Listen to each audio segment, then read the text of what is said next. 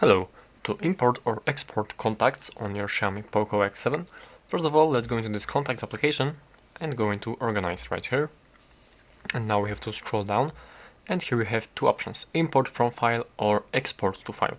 So first of all, let's export to file, and we can select the accounts to export, and we can export from devices or from the SIM card.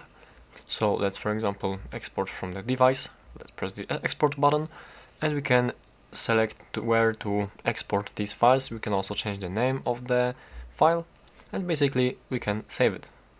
Alright, so basically that's how to export the contacts.